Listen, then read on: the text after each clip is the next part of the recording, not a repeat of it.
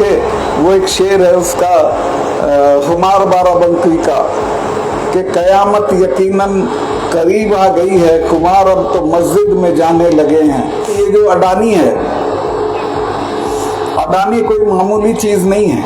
मेरा तो ये भी दावा है कि अडानी पे जो दौलत है वो सारी प्रधानमंत्री की दौलत। मिसेस गांधी ने जब ब्लू स्टार किया था, उसके बाद 2 महीने तक अपने फार्म हाउस पे उन्होंने। आपसे कहना चाहता हूं कि भिखमंगे मत बनो, मांगे रखना मत रखो, आप अपना राज बनाओ, ताकि दूसरा राज होगा तो दूसरे लोग आपसे कहेंगे कि चौधरी साहब हमारा ये काम कर दो। और ये मुश्किल नहीं है। अगर आप जात पात का झगड़ा खत्म करके गांव में सबकी खुशामद दरामद करके सारे गांव को एक नक्के में निकाल दोगे तो आप 100% कामयाब हो जाओगे। देश में माहौल बन चुका है, 3 स्टेट और आ रही हैं, तीनों में ये हारेंगे और इसके बाद तो भगदड़ मच जाएगी। अभी इनमें इतनी घबराहट है कि कल की जो मीटिंग है नीतीश कुमार ने बुलाई है, के लोग उसमें जा रहे हैं, उससे इतनी घबराहट है कि आज ही नीतीश कुमार के निकट सहयोगी मिस्टर चौधरी हैं, उनके घर रेड कर दी है। ये सिवाय रेड करने, छापे मारने, इसके अलावा ये कुछ नहीं जानते हैं। लेकिन हमारा कुछ नहीं बिगड़ेगा, हम पे तो कुछ है नहीं, हमारे कर लो ना रेड, हमारे आओ रेड करने, हमारे तो इनको ये मिल जाएगा कि भाई इतने पैसे की देनदारी हो रहे हैं। तो मैं आपसे कहूंगा कि इकट्ठा होके, जात बिरादरी छोड़ के, और सब ये पाना वो पाना ये सब करके और शर्खाब का फैसला करो। और दिक्कत ये कि आपके फैसले तो हो जाते हैं, आप उन्हें लागू नहीं करते, लागू करने के लिए 4 पगड़ी रह जाती और कोई नहीं जाता। फिर ऐसा मत करो, फैसला करो तो फिर पूरी ताकत से लागू करो।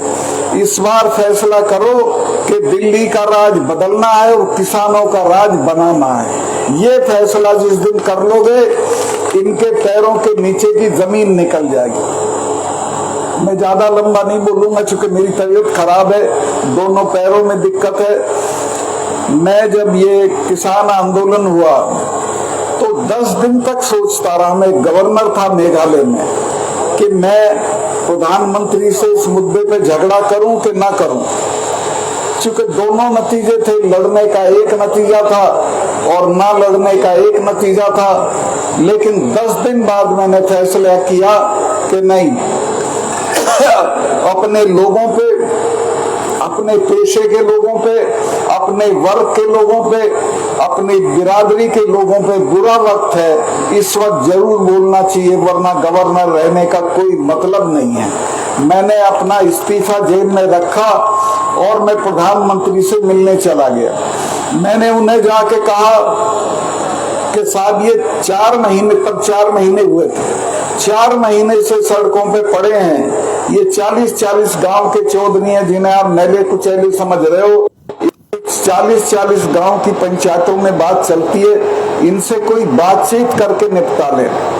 तो लापरवाही से बोले कुछ नहीं सत्तार भाई चले जाएंगे। मुझे गुस्सा आया, मैंने कहा साहब ये कब जाएंगे जब आप चले जाओ, ये ऐसे ही नहीं जाने, क्योंकि आप इनको जानते नहीं हो। जब जिससे लड़ो उसके बारे में जान लो कि लड़ किससे रहे हो। ये जो सिख भाई हैं, इनके तो गुरु महाराज ने अपने 4 साहबजादे खपा दिए थे, लेकिन समझौता नहीं किया। और ये हमारे वाले तो तीसरे साल या हर तीसरे महीने लाल किले पे चढ़े रहते थे, बादशाहों की कब्रें खोद लेते थे, उनका दाह संस्कार कर देते। मैं कहा इनसे लड़ा नहीं जाता, बातचीत करके इसको निपटा दो। उस वक्त तो उनकी समझ में नहीं आई, लेकिन उसके बाद तो वो गुरुद्वारों में भी जाने लगे, सिख लोगों को बुला के उनकी खुशामदीद करने लगे। फिर कानून भी वापस ले लिया माफी मांग के। वो एक शेर है उसका हुमार बाराबंकी का, कि कयामत यकीनन करीब आ गई है, कुमार अब तो मस्जिद में जाने लगे हैं। जब ये गुरुद्वारों में जाने लगे तो मैं समझ गया अब कानून वापस हो जाएगा। ये डर गए उससे। मैंने इन्हें बताया कि मिसेस गांधी ने जब ब्लू स्टार किया था, उसके बाद 2 महीने तक अपने फार्म हाउस पे उन्होंने महामृत्युंजय का पाठ कराया था। अरुण नेहरू ने पूछा, फूफी आप तो ये मानती नहीं थी, क्यों करा रही हो? तो उन्होंने कहा, बेटा तुझे पता नहीं है, इनके स्वर्ण मंदिर को जिसने उंगली लगा दी वो आज जिंदा नहीं है, ये मुझे मार देंगे। तो उनको इल्हाम था कि वो मरेंगी। तो इनको भी मैंने कहा कि आप इनको बेइज्जत मत करो, इन जातियों को, इन वर्गों को, और इनसे बातचीत करके निपटाओ। खैर वो 2 महीने बाद फिर उन्होंने माफी मांग के वो कानून वापस लिए, लेकिन एमएसपी का मामला वहीं लटकाए हुए हैं। और उसकी वजह ये है कि ये जो अडानी है, अडानी कोई मामूली चीज नहीं है। मेरा तो ये भी दावा है कि अडानी पे जो दौलत है वो सारी प्रधानमंत्री की दौलत। उस अडानी को नुकसान हो जाएगा अगर ये एमएसपी को मान लेंगे, क्योंकि अडानी ने हरियाणा में पानीपत के पास और कहीं कहीं गोदाम बनाए और गल्ला खरीद के वो गोदाम भर दिए। अगर एमएसपी की गारंटी हो जाएगी तो उसको महंगे पे नहीं बेच पाएगा और सस्ते पे नहीं खरीद पाएगा। आज देश के किसान की ये हालत है। वो मैं जब पढ़ता था कॉलेज में तो हम शाम को टहलने जाते थे, कब्रिस्तान था, वहाँ एक कव्वाली गाता था, उसमें वो 2 लाइन गाता था, मैं समझता हमारे लिए गा रहा है। उसमें वो गाता था कि खंजर पे कोई छींट, ना कपड़ों पे कोई दाग, कत्ल करे है कि करामात करे है, ये सरकार भी किसानों का कत्ल क्या करती है पता नहीं चलता। सब चीजें महंगी हो जाएंगी जो आप खरीदोगे, खाद से लेके सीमेंट, और जो चीजें आप पैदा करोगे उनका दाम उस हिसाब से नहीं बढ़ेगा, लिहाजा आप रोज रोज गरीब होते चले जाओगे।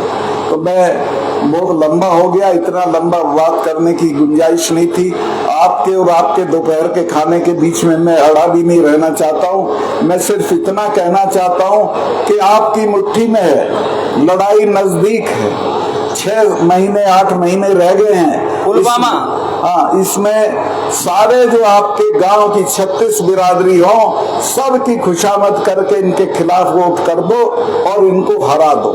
पुलवामा का भी मेरे दोस्त ने जिक्र किया, मैंने बहुत तकलीफ में हो गया तब उसका जिक्र किया। जिस दिन पुलवामा में हमारे जवान मरे तो मैंने फौरन 2 चैनल को बता दिया कि हमारी गलती से हुआ। उन्होंने 6000 जहाज मांगे थे कि वो हमको अगर दे दें आप तो हमको सड़क के रास्ते जाने की जरूरत नहीं पड़ेगी, क्योंकि सड़क के रास्ते जब भी वो जाते हैं टेररिस्ट का हमला होता है। 4 महीने तक उनकी अर्जी होम मिनिस्ट्री में पड़ी रही और उनको जहाज नहीं दिए गए। शाम को मुझे ये अपनी शूटिंग करा रहे थे प्रधानमंत्री कहीं, शाम को इनका फोन आया कि सतपाल भाई क्या हुआ? मैं कहा साहब ऐसे ऐसे हुआ। अगर वो जांच हो जाए तो पता चल जाएगा कि उनका कातिल कौन था। उनकी लाश पे इन्होंने चुनाव जीता है। जब वो दाह संस्कार होता था तो ये कहते थे कि इनकी लाश को याद रखना जब वोट देने जाओ। तो अब की भी मैं कह रहा हूं कि जब वोट देने जाओ तो अपने शहीदों को याद रखना कि इनकी शहादत का बदला लेना है और इनको हरा के घर भेजना। बहुत बहुत धन्यवाद आपका। मैं लंबा हो गया, फिर कभी आऊंगा जब आप बुलाओगे। अब तो मैं हरियाणा राजस्थान यहीं रहूंगा सब जगह, और मेरे पैरों में बहुत तकलीफ थी, मैं आने की हालत में नहीं था, लेकिन जो चौधरी साहिबान प्रोग्राम ले आए थे मैं उससे हटना नहीं चाहता था। तो मैं आपका बहुत आभारी हूं और आपको मैं आमंत्रित करता हूं, शायद कहीं पीछे भोजन का इंतजाम है, आप जाओ और खाना खा लो। बहुत बहुत धन्यवाद।